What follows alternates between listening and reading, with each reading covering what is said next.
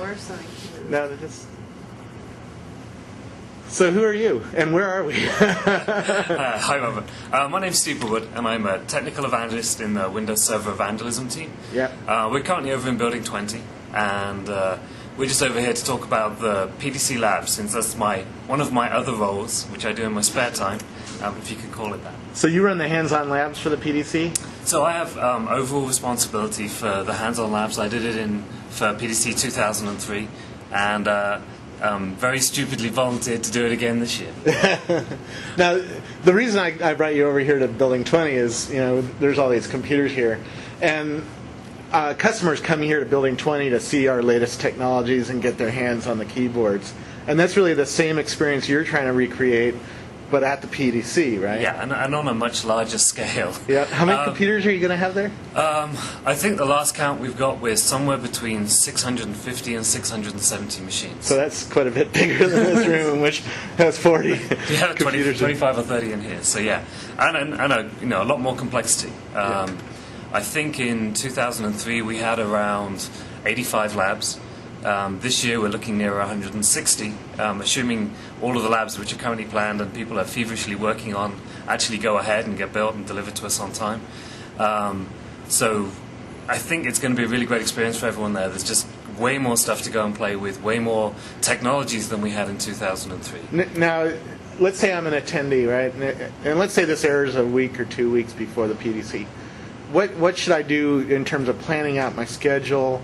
And how do I decide between going to a Don box session and going to a hands-on lab session, right? Yeah, so I think, the hands-on... Actually, the hands-on labs are being taught by really rock star quality people, too. So, the hands-on labs, they're open a long time, for starters. I think a couple of nights we're going to be there, the labs will actually be open until midnight. So you guys want to burn the midnight oil? Are you bringing pizza? We can make this a true coding experience. We could, yeah, beer and pizza. So yeah, the labs will be open much later. So the other thing is we're trying to do much more cohesively this year is to actually link together both the breakout sessions and the labs. So when you go and look at a particular breakout session within the ComNet tool, you should also be able to see which labs relate to that. So go to the breakout session, learn about the technology, go and look at what labs are related to that, and then go and sit down and work through the labs. Oh wow! And how long do the labs take? Typically between 40 minutes and an hour. So they're roughly the length of time it takes you to leave a breakout session, walk down there, do a lab, and then decide what else you want to do for the next 15-20 minutes before the next breakout starts. Right. Anything else we need to know about the lab?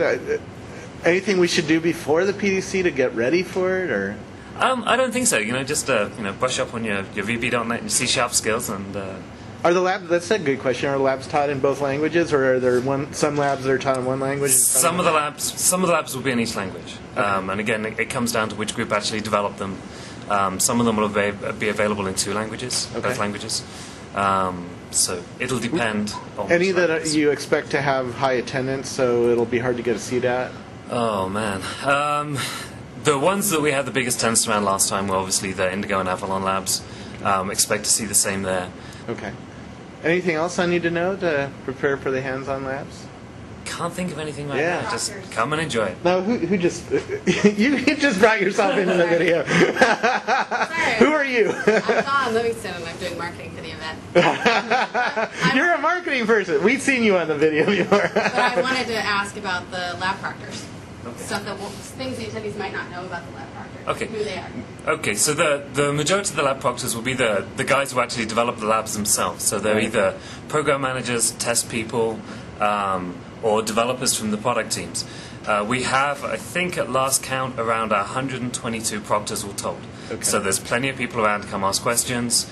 And those are the technical experts on these things. So they're great people to go and talk about how you're thinking of using the functionality or the new technologies, what you want to do with them, and then getting some ideas from them on the best way to architect it and the best way to use it. Great. Well, thanks for spending 5 minutes with us talking about the hands-on labs. Good. You too, can you get your hands on the keyboard soon, right? So, thanks.